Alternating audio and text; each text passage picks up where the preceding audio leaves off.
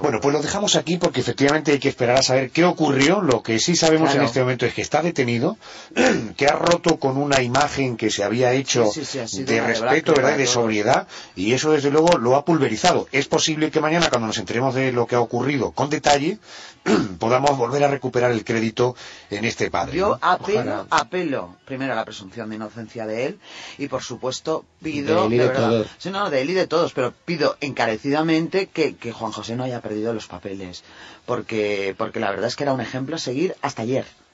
Oye, una noticia, estamos continuamente hablando de crisis económica y nos ha parecido una estupenda noticia que el grupo Inditex haya ganado, fijaros, entre febrero y julio 17 millones de euros netos, que supone un 14% más que en el mismo periodo del año anterior. Vamos a bucear un poquito en estos números e inmediatamente lo comentamos. Sí, supone también el doble de lo que tenían previsto los analistas, que en todo momento pensaban que el beneficio del grupo de Amancio Ortega no superaría los 672 millones de euros. Vamos a echar un vistazo a las cuentas de las distintas marcas que forman este grupo empresarial. Por ejemplo, Zara ha facturado en esos 6 meses más de 4.000 millones de euros. Pull&Bear 420 millones. Suponen, tanto en el caso de Zara como de Pull&Bear, un aumento del 13%. Massimo Dutti subió sus ventas un 19%, sumó casi 500 millones. En fin, una larga lista, Adolfo. Bueno, enseguida entramos en el tema de Inditex y en el tema del otro día también leía que las grandes marcas de automóviles, de ropa, de joyas, están teniendo un año fantástico. Claro, no sé cómo se entiende, cómo se explica, pero permitirme una cosa porque creo que tengo a Ignacio Cosidó al teléfono, no le quiero hacer esperar a esta hora de la noche, inmediatamente entramos en este asunto de Inditex. Señor Cosidó, buenas noches. Muy buenas noches. Bienvenido a la COPE. Muchas gracias. Bueno, a media tarde conocíamos la noticia. La Audiencia Nacional ha revocado el procesamiento de los imputados en el caso Faisán por no haber indicios suficientes contra ellos. Mire, yo me muevo con mucha dificultad en este mundo, pero ¿no se estaba decidiendo sobre si el caso lo iba a llevar la Audiencia Nacional o un juzgado ordinario de Irún, que es donde sucedieron los hechos? Y eso es lo que se estaba dirimiendo. Ahora lo que se dice es que hay que seguir trabajando y buscando pruebas porque no hay suficientes como para imputar a estos señores. Bueno, yo creo que la Audiencia Nacional ha decidido hoy 3 cosas muy importantes. En primer lugar, ha decidido que hay un delito, y eso contradice claramente al ministro del Interior, que hace tan solo 2 días ponía en cuestión la existencia de un delito tan grave de colaboración con banda armada como es un chivatazo.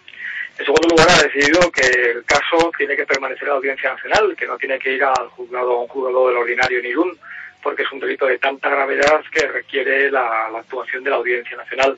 Y en tercer lugar, ha decidido que hay que seguir investigando, que las pruebas reunidas hasta ahora no son suficientes para acusar a un autor concreto, pero que de alguna manera la audiencia hace un mandato al juez instructor para que siga investigando hasta que lleguemos a la verdad, hasta que se clarifiquen todos los hechos, lo cual en mi opinión es crítico para la propia credibilidad de nuestro Estado de Derecho, porque es un delito muy grave que no puede quedar impune en ningún caso.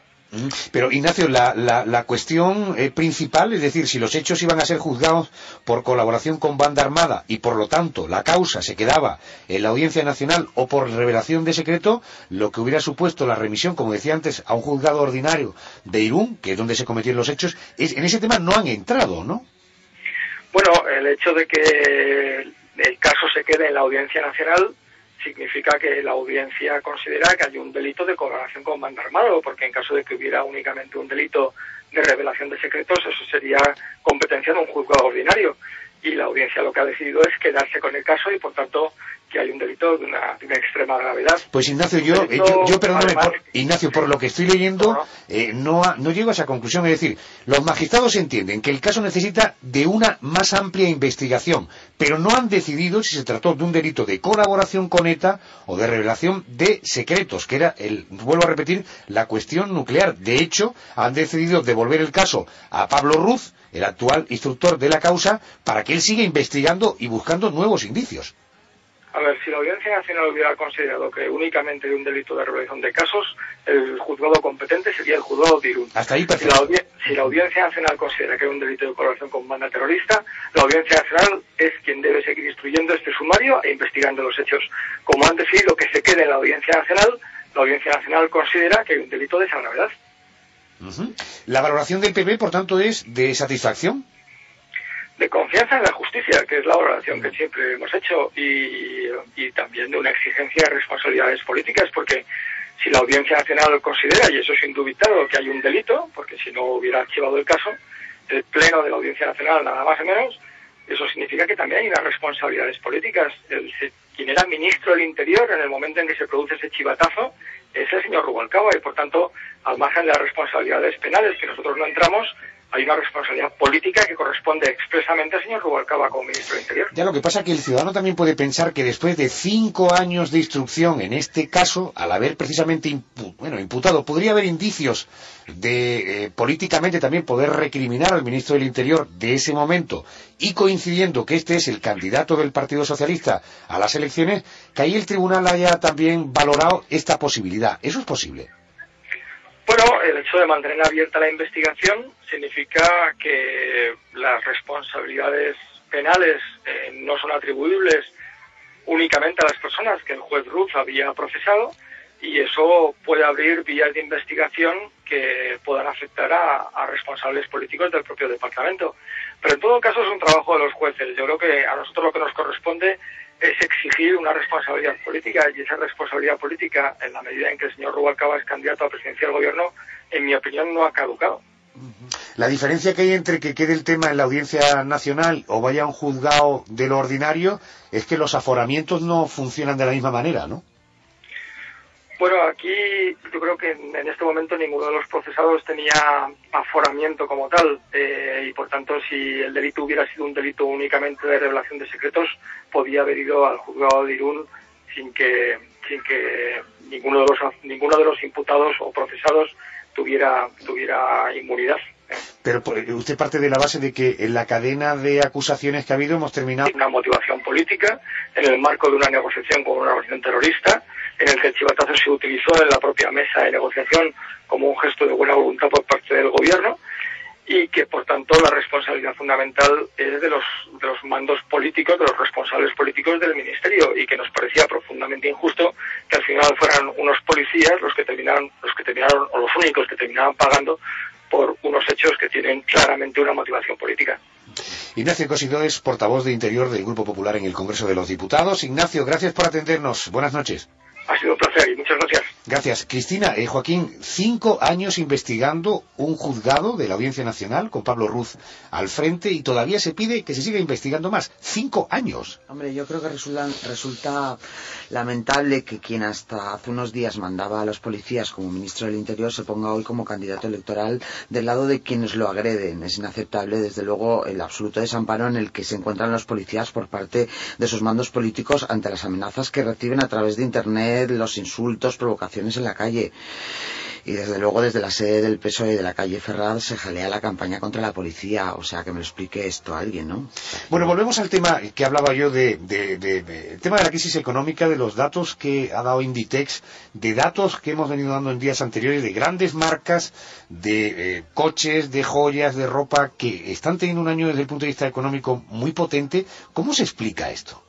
Bueno, en el caso de Inditex, no, yo el caso de Inditex lo conozco, bueno, pues que he trabajado para Grupo, y bueno, tengo conocimiento pues, de Pablo Delvado, consejero delegado de Pull&Bear, o de Pablo Isla.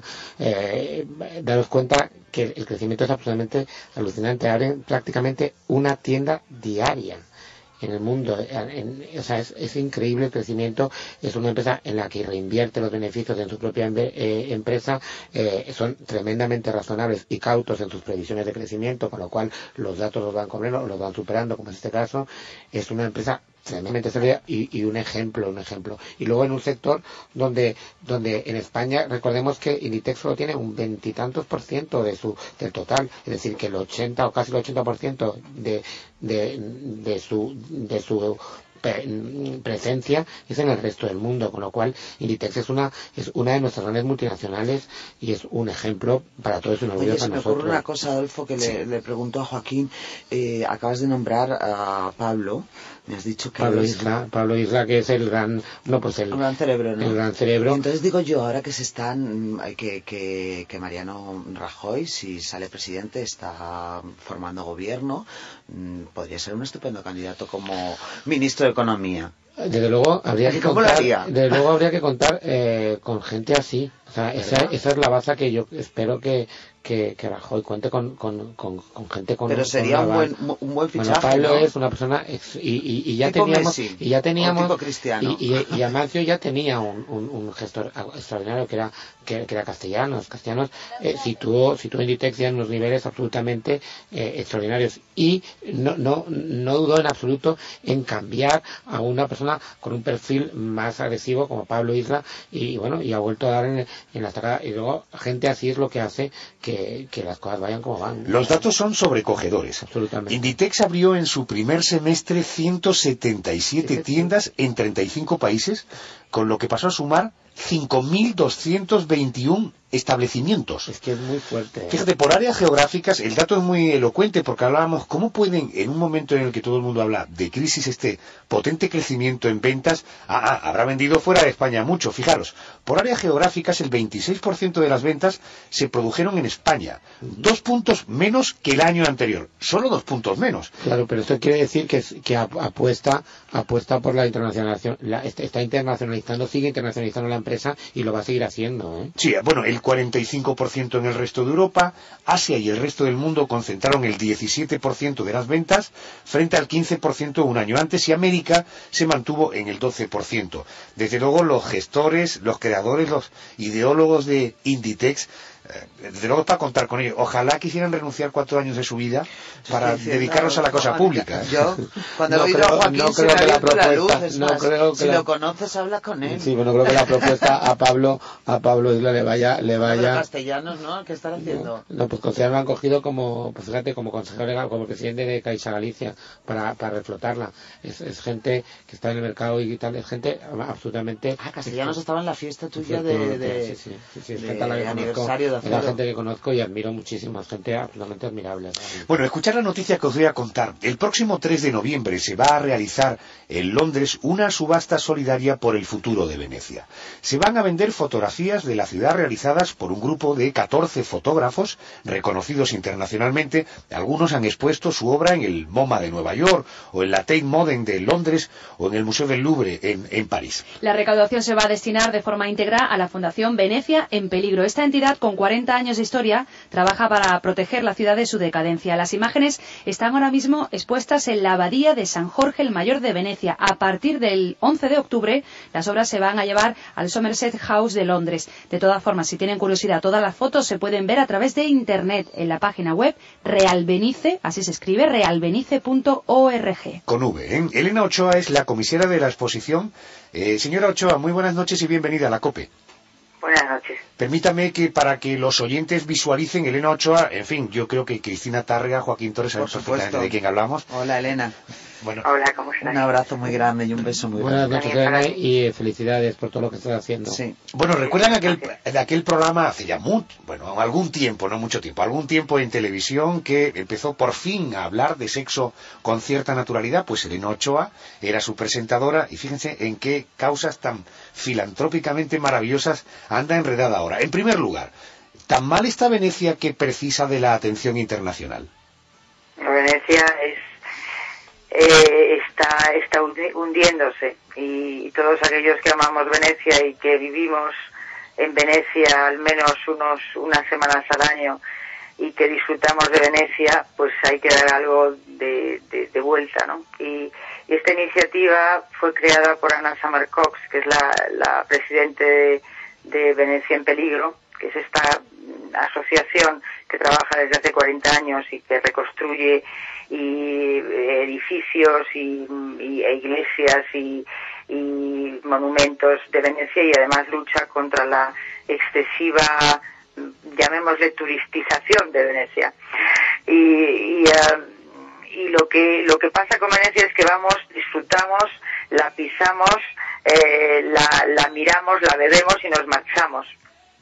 Y esta iniciativa pues ha levantado mucha atención sobre la posibilidad de lo que puede pasar si no ponemos un freno.